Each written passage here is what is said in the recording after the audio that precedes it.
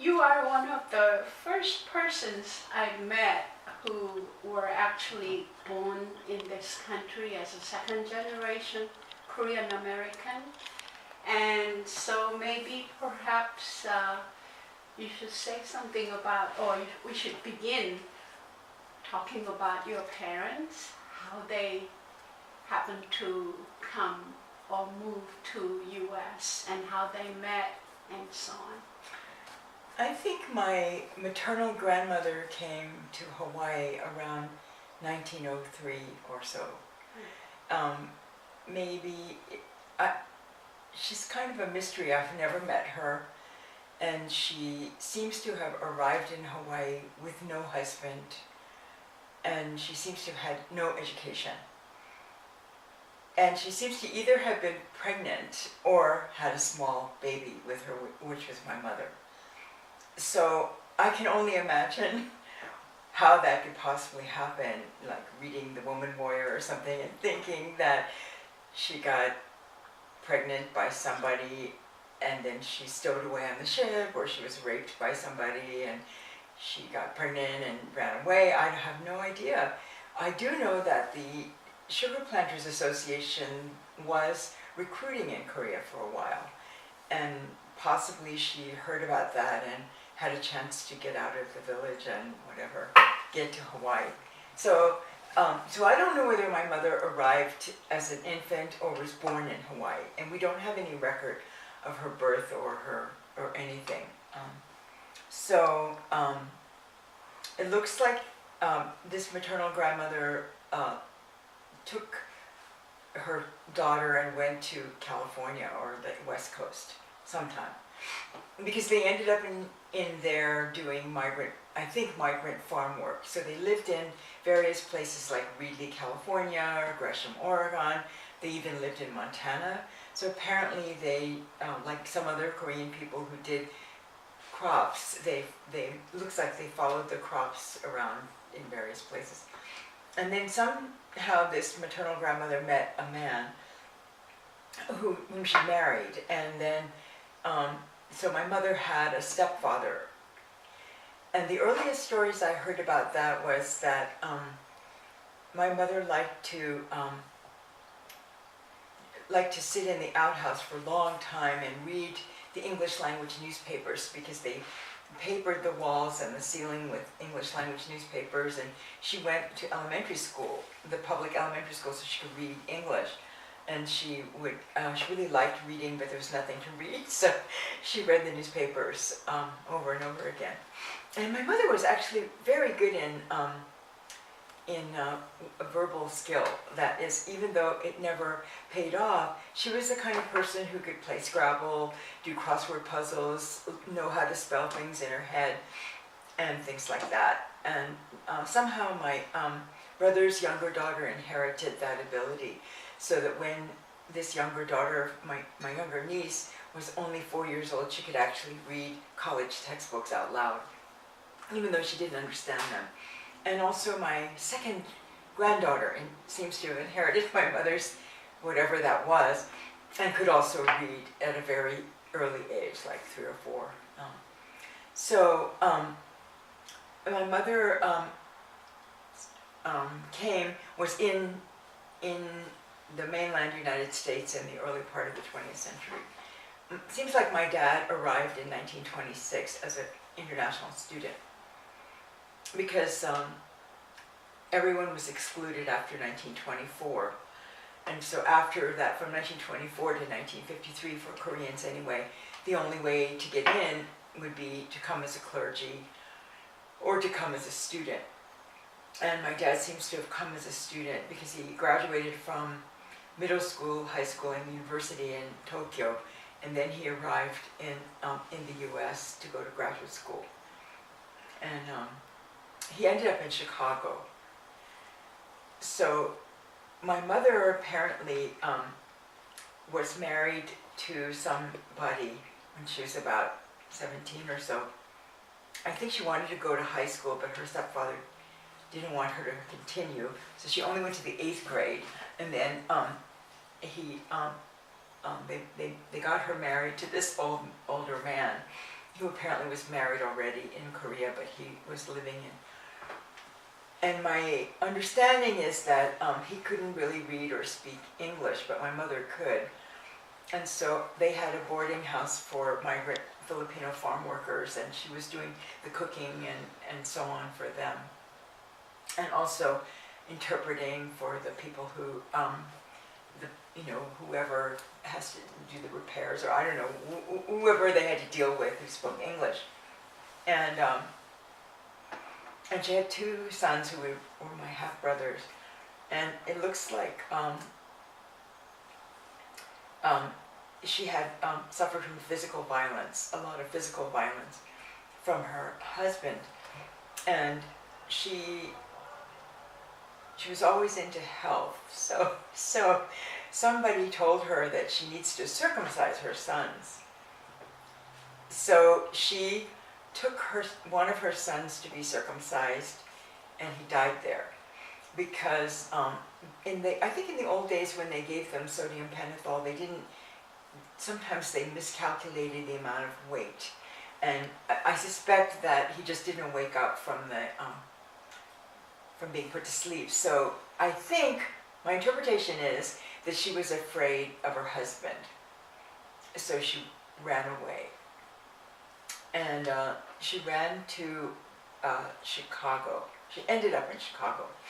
And in Chicago, she met Elaine Wu, who was another early Korean immigrant woman whose parents had gone to the provisional government in Shanghai and just left her in an orphanage. And Elaine Wu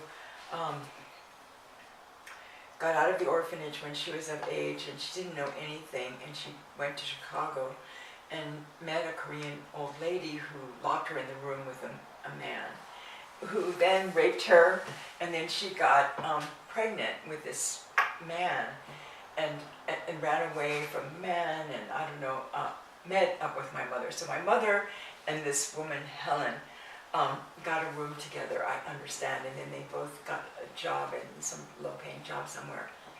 And then in Chicago, apparently there were not very many Korean people at that time. So Aunt Helen knew my dad and introduced them to each other. And then my mother told me that she was very popular with men at the time, even though she was not from an aristocratic background, even though she had been married before and had kids. The husband took the son to Korea, the other son, remaining son. So she, but she had been a mother.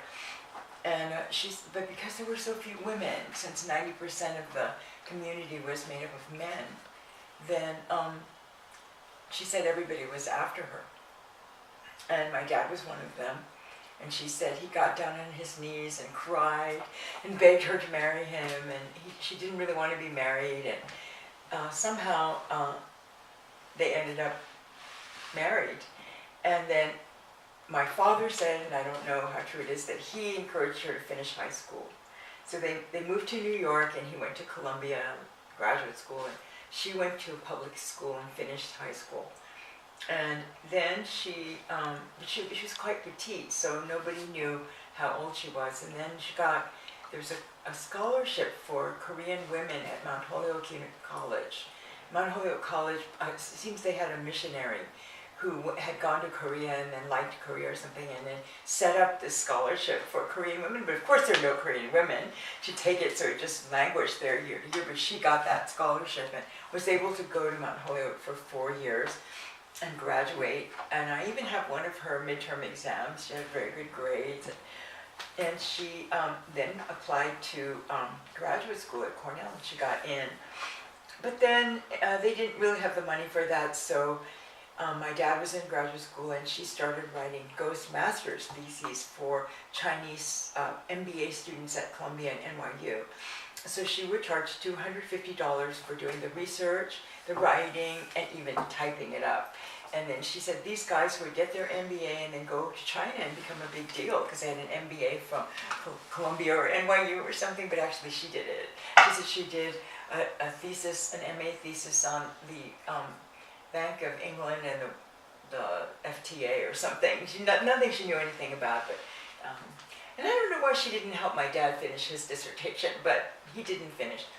And my dad seems to have gone to school for 20, 25 years, because in order to stay in the US, you had to renew your student visa. And so he had to be registered in classes all the time. And so he did that, and they apparently were discouraged from being married because the INS didn't really want people who weren't US citizens or Asian to marry each other and have children who would be born in the US, because then they'd be citizens, as it turned out we were.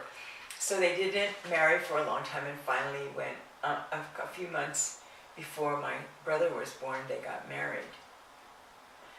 But I didn't find out until much later that they weren't married.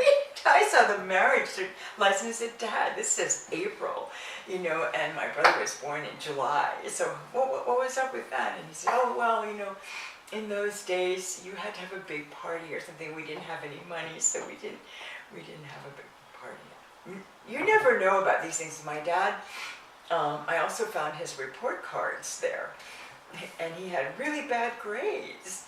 And all through our lives, he said, no one in the Kim family ever gets below straight A's. Everyone always got straight A's in everything.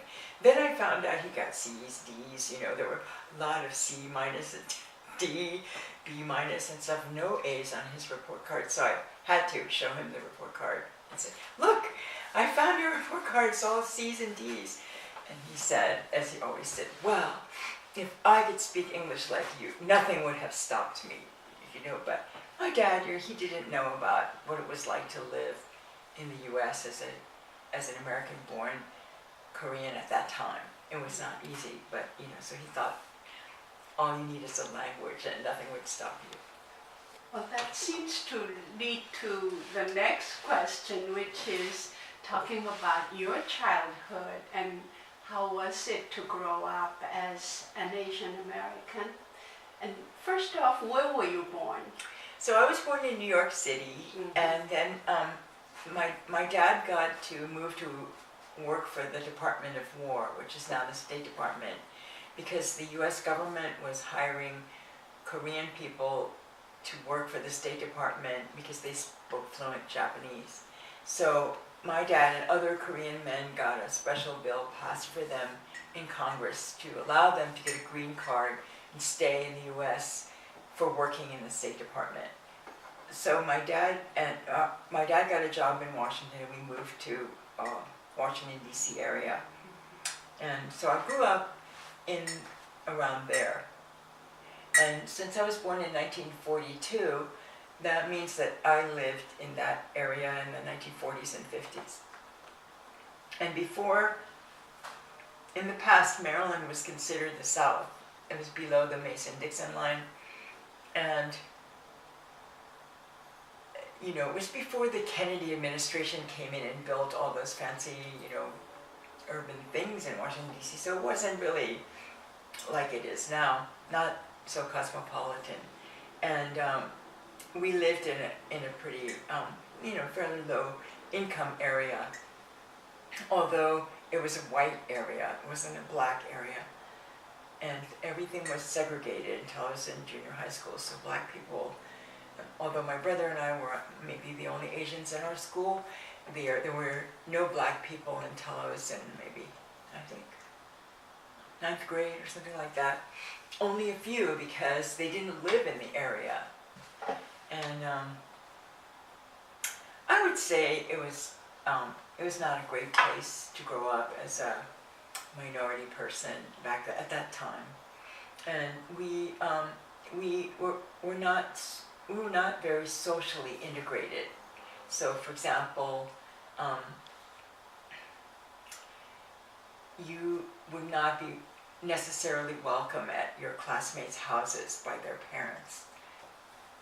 You might be by some, but by others would just tell them to send you home, and so it wasn't like today. It was kind of, I would say, yeah, it's much better now than it was then. And much worse for boys, I think, that girls could sort of, well, I felt because my brother was skipped a couple of grades or so. I think he was younger than his classmates and also not as big as they were. And our dad didn't emphasize sports, so our dad, on the contrary, said only stupid people do sports, because people of my dad's generation probably thought that way about the physical body. And so I think my brother had a lot of disadvantages, even more than I did. So I would say everyone thought we were foreigners. They were always telling us, asking us when we're going back to our country, and telling us that we could speak really fluent English and all of that all the time. Asking where you're from, and then if you said that you were Korean, they didn't know what that was, and they thought Korea was a province of China or Japan. So they always asked you, are you Chinese or Japanese, you know? So what actually helped you to be informed of your own identity? Well, our dad was very patriotic, and so so the world inside our house was the total opposite of the world outside our house. So outside our house, nobody ever heard of Korea, and inside our house, there was nothing but Korea. So my dad was very proud of everything Korean, and he was always talking about it. And you know, we had many encyclopedias, just like lots of Korean American families, and the encyclopedia would fall open into K, and then in K it would say Korea, you know, people invented this and that, and he would point these things out all the time. And also there were a lot of people staying in our house all the time. We had a very small house, but we had many refugees and visitors, and all the time, you know, eating and staying over, and sometimes there'd be wall-to-wall beds in our house. You couldn't walk, you had to walk over all the beds. And so I would say our dad was very, like he would say, oh, they called you Chinks and Japs, well, just tell them I'm Korean. And that'll solve the problem, you know, whereas they never heard of Korea, so if you said that, they would just laugh you right out of the room. So we couldn't really get much help from him about how to function in the U.S. society. And our mom was even worse, because when she grew up in the West Coast, people of color, anybody, Mexican, Indian, Black, or Asian, were not allowed to like use the movie theater. You have to go in the balcony where all the people of color are. Or you couldn't swim in the public swimming pool except the day before the water is changed. So even Sammy Lee, who won all those gold medals for diving, he really couldn't use the pool. So he had to dive in headfirst into sand, you know. So it was very difficult for my mom when she was growing up, and she had a little bit of an inferiority complex. So my dad was very self-confident since he grew up in Korea and China and Japan. So people would say, oh, mushy mushy, sayonara, or something, and he would say, oh, you speak Japanese? You know, he would be all excited. Whereas my mom would be really angry, you know, and say, why are you saying that to me? You know, I'm not Japanese. So they had a really different way of feeling about the people around them, but neither one of them gave us much tool to deal with it. Actually, they didn't know what to do, so they didn't advise us about what to do, and there was nobody there to advise anybody about anything. So that was, I would say that was not that great. And I feel that my brother had a rather noble response to it, which was to not to kowtow to the people who denigrated us, not to value their opinion particularly, and whereas I wanted to be accepted by the people who treated us badly, and so I would like grovel around and try to be accepted, even if it's like a little dog or cat or something. But he didn't, and when I look back on it, I think, oh, that's really the much more, even though lonely and difficult, that's a much more noble response than what I had. And so I was able to get some conditional acceptance, like a dog or a cat, I think. But he, you know, I mean, really literally, like, they would let me come with them or something, and then they, when they were going and having their fun, they would leave me leave me behind or something. You taught at Ewha University in the 60s, early 60s, was it? 1966 to 67. Oh, okay, so mid-60s. How was that experience? So I went to Korea for the first time in 1962 when I was 20 years old. And that was the first time I met the relatives on my father's side. I don't know any relatives on my mother's side at all. And I always think about how, seeing my father in Japan and Korea was very eye-opening for me because I had seen him in the United States. And in the United States, he's kind of smaller and not fluent in English and not completely smooth in his dealings with people. So I was kind of used to that identity for him. And also, because I grew up in the US, I think I know better what American white people are thinking than my father did. So even as a young person, I could tell when they were looking down on him or they were secretly laughing at him or, things like that. But he didn't know, thank God. He didn't know. But then when I went with him when I was 20 years old, then I saw him operating very well. So he could speak fluently to everybody in those two countries, and he had all the same gestures as everybody else, and it was obvious that people were communicating with him without a problem, and that something was very effective. So he was fitting in very well to those two places. And that was such a shock to me because the person I knew all that time was someone who was very, it's clear that didn't fit into that situation. So that was really a great experience for me, actually. And it's the beginning of being able to see the world through a different pair of eyes, And I also, seeing relatives that looked like him was really astounding. Like when I see you and I see your aunt, you look so similar. If I see the film of Diane Bourget with her relatives, they look so similar. And so and she says something about there's a kind of a bodily identification. Well, I could look at my Tagnabuji and look at my dad, and I could notice that they looked so similar. But my dad had a different haircut and different glasses and different clothes. So he looked more American than my Tagnabuji. But I realized that when I was in the US, my dad looked like a total foreigner. But when he was in Korea, he looked a little bit foreign too, because he was had the effect of an American person a little bit. So that was really, the whole thing was just really, really astounding to me, everything.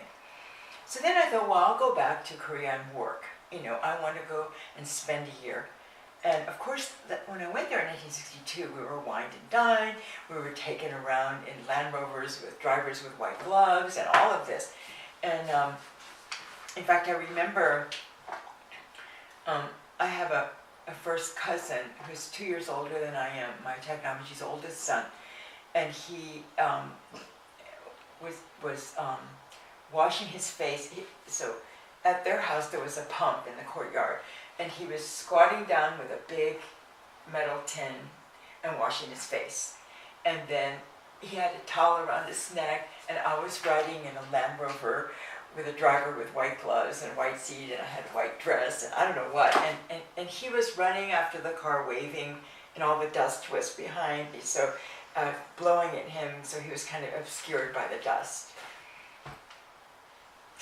Anyway, so I kind of remember that scene, and also my other cousin, who's exactly my age, born the same year as I, she only had two dresses, the one that she was wearing and the one that was hanging on the nail.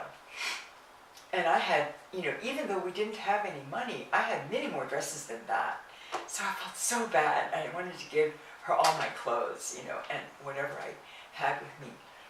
And anyway, I didn't want them to know how much better off I was than they were. And they also was so ignorant that when I saw South Korea at that time, it's very undeveloped. The mountains were nude, no trees, and most roads were not paved, just dust. And old men were squatting by the side of the road, smoking or something. People were trying to do something, but it was just pathetic. It looked so pathetic. But instead of thinking, oh, just a few years ago there was a devastating war and everything was razed to the ground, I thought, oh, very backward. These people don't know how to make a modern society. Because I had been raised in America, and in America we thought that America was the best place, and people in America have lots of ingenuity and are very enterprising and can invent everything, whereas especially in Asia they can't invent anything, they just copy yours, and etc. So I sort of, without thinking that it had just been, maybe 10 or 15 years since the Korean War, or less, 9 years or something, I was thinking, oh, hopeless, they're really backward, they can't get it. So now when I look back on it, I realized that I had that kind of attitude, although I sympathized with people who were poor or something, I just thought it was because that's their ineptitude. They were poor because of that. Anyway, so I decided to go back and teach, and I didn't realize that. So my father pulled some strings and forced them to hire me, and I didn't realize that, of course, they wouldn't want, like the English department wouldn't want me to be there. Like, why would they want me to be there? Somebody shoved down their throat that they didn't even know, couldn't speak Korean, but I thought, oh, I'm coming here with my MA from Columbia, and I'm going to teach, and things like that, and nobody ever talked to me or anything, like they were like avoiding me like the plague, but I didn't know, and I realize now that it was partly because they probably didn't have a say in having me there, but also there were some people teaching there who didn't really speak English fluently, I think. And so they didn't want the students to know that they didn't speak that well, even because they were a professor in the English department. And if they were seeing with me, then I might say something to them, and then they wouldn't be able. So that it would be like me trying to pretend I speak French, and then there's a French person there. I would avoid that person too, and go around the other way. So everybody, I was kind of like all by myself, And also the other thing is, my dad didn't teach us about what life is like for women. So my mother couldn't teach us that because she didn't live there, but my dad didn't know anything about that, of course, and he didn't know about poor people. He never took the bus. He didn't know, like, I always think of the example of the screen, the pyeongpung. In the pyeongpung, there's some guys sitting in the front playing changi, and then there's some women in the back pounding something with a mortar, or else they're beating the wash in the river or something, or the guys are having a fan and sitting around in the front of the picture, and the women are in the background doing some labor. And I do remember my dad saying, oh, when I was young, we had a big farm, and my father grew in ginseng, insam, and so they would just give it to me like an apple, and I could dip it into honey and eat it after school. And then the first melon of the season, they would bring it home and I would have it. And then if I felt like changing my clothes 3 or 4 times a day, I could just change my clothes 3 or 4 times a day. And then I realized, well, those ladies have to undo the clothes until they're all in pieces, take all the pieces down to the river, wash all the pieces, and then iron all the pieces with the ironing sticks, and then sew all the pieces back together. If he changed his clothes 3 or 4 times a day, they had to do all the more of that. And he would say, well, I would be lying there about to drop off to sleep, and the moon was there, and I would hear the sound of ironing sticks in the background. And then I thought, okay, you're having nice sleep in the moonlight at 2 a.m., and somebody's still working on ironing the clothes. But really, I don't think it occurred to him. So likewise, there were a lot of things that he didn't know that I didn't know about how it is for women. And I didn't realize that, I felt that women were looked down on. Not just by men, but by everybody, including other women, I think. And I'm sure there were exceptions, but by and large, I would say I felt very strongly that as a woman, it was too bad that people would always say things like, oh, just make sure in the next life I don't get born as a woman, or I would see these big portraits of a boy with no clothes from the waist down so they could see that it's a boy in the photographer's window, but never girls, of course. And many things, there were just many things that were quite stunning, for me, that I hadn't really thought about it or realized it. And of course, our dad didn't tell us that because it didn't matter to him too much. So that was one big realization. And then also living in Korea, I felt about U.S. War in Asia, because they were waging a big war in Vietnam at the time, and many boys my age wanted to go to Vietnam and fight, Korean boys. But whereas most American boys my age didn't want to go to Vietnam and fight at all, the Korean boys were eager to go so that they could get the American military salary instead of the Korean one, which is much more. They could get insurance. If they died, their parents would get money. And they wanted to feel that Korea was better off than Vietnam, just like the U.S. is better off than Korea, then we're better off than Vietnam. So there were many things that I was so surprised by. And while I was there, Lyndon Johnson came to visit Korea, and so did Lady Bird with him. And, people were preparing for months for Lyndon Johnson's visit. They had all this big posters with Lyndon Johnson and Park Jae-hee shaking hands. And they were talking about how they were going to cover up all the slums from Gimpo Airport to downtown so that when Lyndon Johnson rode by, he wouldn't see all that stuff. And they made everybody stay. There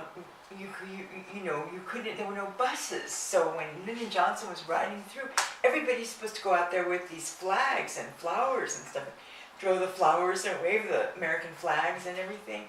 And for me, that was so difficult because we, young people in the U.S., really didn't support Lyndon Johnson. We might have supported the war on poverty, but we didn't support the bombing in Vietnam and the bombing in Cambodia and all that, or whatever they were doing in Indochina. We didn't support it, and he seemed like he was lying all the time, and so it was so strange to me that people in South Korea were so in love with this Lyndon Johnson that we all hated to death. It's kind of like if George Bush went, to some other country and that was my country, my land of my heritage or something, and everybody was in Jaksaran with that country, it was just so terrible.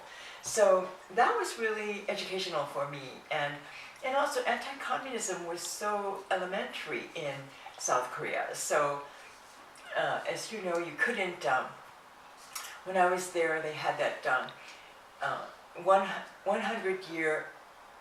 50-year anniversary of the Bolshevik Revolution. It was 1967, so 1917 was the Bolshevik Revolution, and so the Asian edition of Time in Newsweek had a big feature. So in Korea, in the newsstand, they cut out the articles. You can't read about it. And they were always saying, oh, you can't listen to music composed after 1917 in Russia. You can't read this, you can't listen to that. And I thought, that's really elementary. That's just out of this world. So as a person from the US, I thought it was very strange, and that the anti-communism was like fanaticism, it seemed like. And also my relatives would say all these things about communism, and it occurred to me that they were saying exactly the same. They had not experienced many things they had never directly experienced, but they would tell the same story. Then I realized in their ethics class, they saw a film. They all saw the same film, and it was as if that was my experience, seeing the North Korean communists do X. And then everybody would say it as if they had lived it. And I thought, wow, this is, absolute brainwashing, I felt. So I was really a little I think I was alienated for that and many other reasons. No, also I didn't feel very accepted by anybody. I think I wasn't very humble, and I wasn't very nice. I didn't know how to interact with people very well, so I couldn't speak very well, and so it was kind of, weird. It was a weird year. Including the students, the young people? I think the students, I was only a couple of years older than they were, and they would bow as they walked by, which was so astounding to me, and I think they were very polite and respectful and really cute and everything, but I don't think I did a very good job teaching, and I think they must have thought I was a very weird person. I don't know what they thought actually, but if I were them, I would have thought I was very weird. It's tough like that, really teaches you a lot and gives you a lot to think about. So I think that was one of the best things I ever did, was to get out of my comfort zone and go there and do that at that time. And I feel I learned a lot from it, which I'm still thinking about.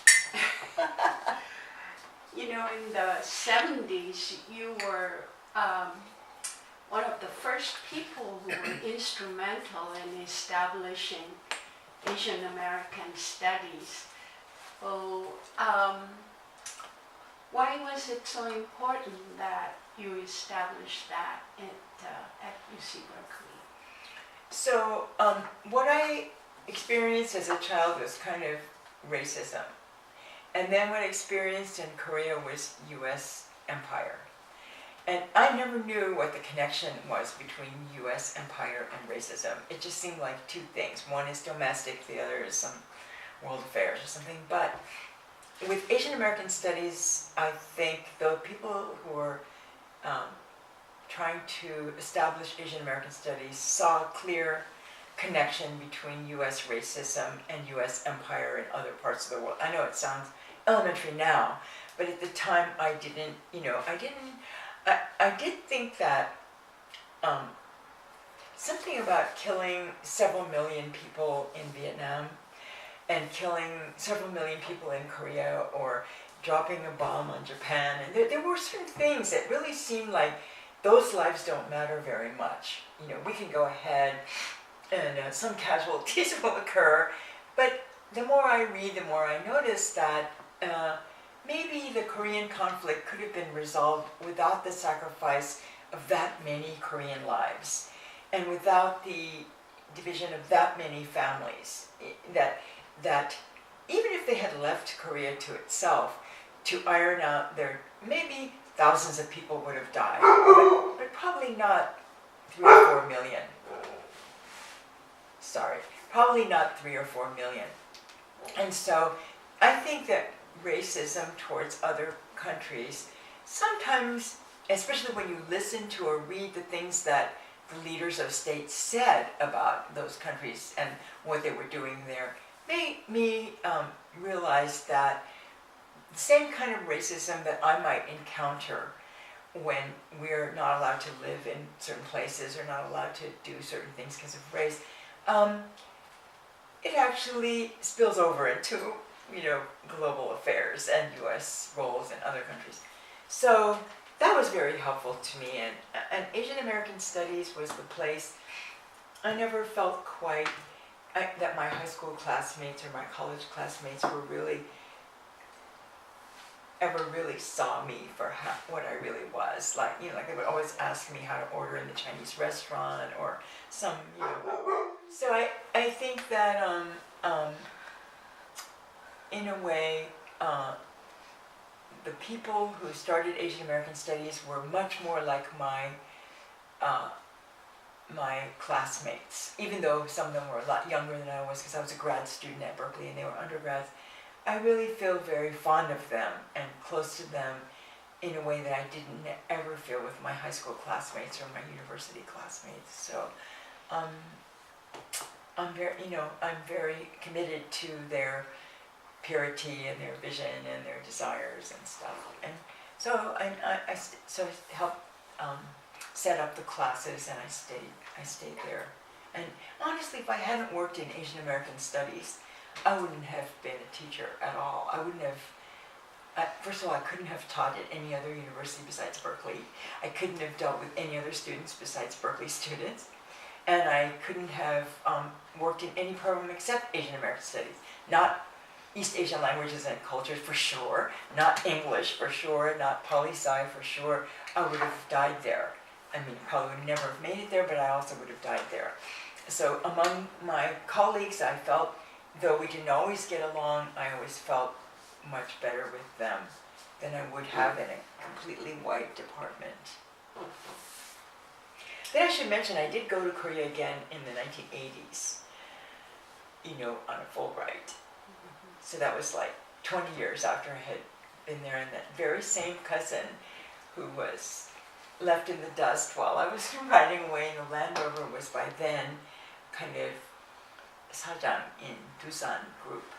And so he was, so I was staying in Haebangchon, which was kind of a slum, and he said, oh, let's have lunch. And so I came down, and he couldn't find my place because, it's very windy alleys and everything.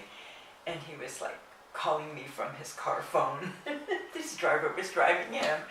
And then after we had lunch at some fancy restaurant, then he drove away. And I was standing there at Haebangchon in the dust while he was driving away. I thought, wow, total reversal.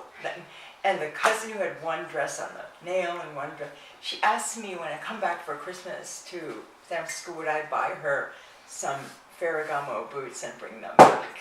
And I thought, because by that time she was married to one of the architects of the Olympic Stadium. So that time I was the poor cousin, and they were, up there. So everything was kind of reversed. How do you think the Korean community has changed over time? Well, that's the question of how the community has changed over time in the Bay Area is really difficult to answer and kind of complicated. But from my perspective, when I first got to UC Berkeley, there were only 70 Korean students altogether, including graduate and undergraduate, international and domestic. So it was very small. The percentage of Asian American students was less than 5%. And of that, the percentage of Korean students was minuscule. And so there might have been more solidarity among the Korean people at that time. There's still very few faculty, but everybody tended to know each other. And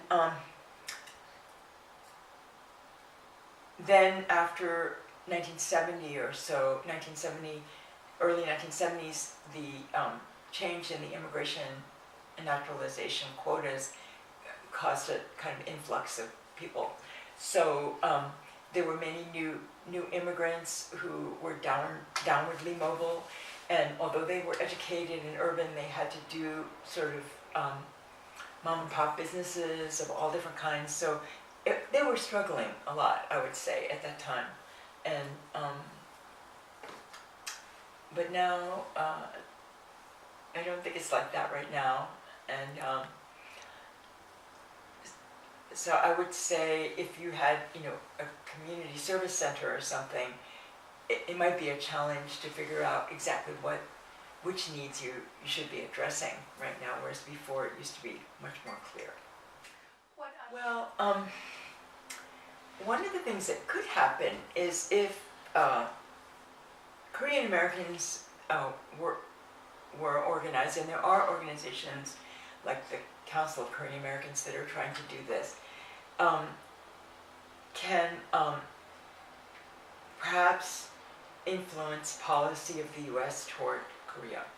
So one of the worries that a lot of 1.5 and second generation Koreans that I know have is that we're kind of disappointed at the way kind of demonizes or caricatures North Korea. It can't be that the country and all those people are a bunch of crazy lunatics, either blindly obeying a crazy leader or whatever. That it's not, just doesn't make sense. So we would never want that characterization to ever result in people being killed in the same way that lives didn't matter during the Korean War, during the Vietnam War, during the World War II. So the dehumanization of the whole half of the nation, I suspect that most South Koreans wouldn't like to see that happen either. You know, and certainly we're part of that diaspora that doesn't want to see that happen, but might have some influence on the US government about stuff like that. So that would be one. Another thing I'm seeing is that a lot of Korean Americans are doing amazing, diverse things that nobody would have expected. Like 20 years ago, amazing things in the kitchen, for example, amazing spoken word poetry, amazing rap, amazing graffiti art, and so the sort of diversification and proliferation of all different kinds of creativity is really something that I want to see continue. Like I read all the Korean American novels and all that stuff I can get my hands on, and I'm really amazed at how many people are writing. You know, the Korean community writers in general, in writing in Korean, they would always talk about globalization, meaning, I think, the global exposure and accessibility. Now, in what way can they actually achieve this? What would be the way to globalizing what they consider as globalization? my understanding is that the state would like to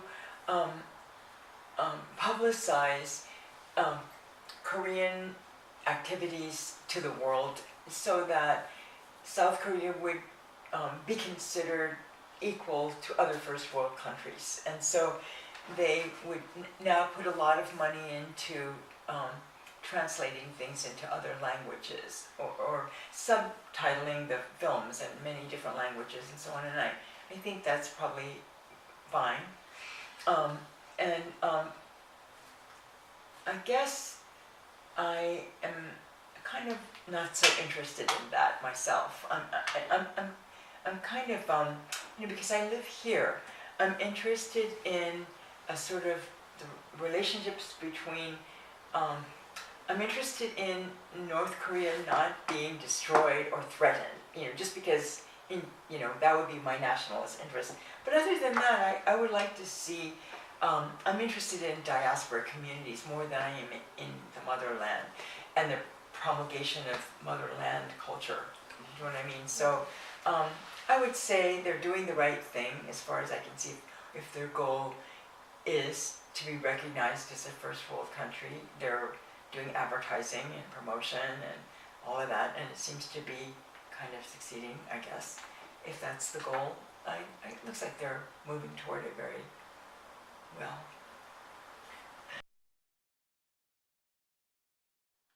Oh, I can't think of any parting words. Let's see.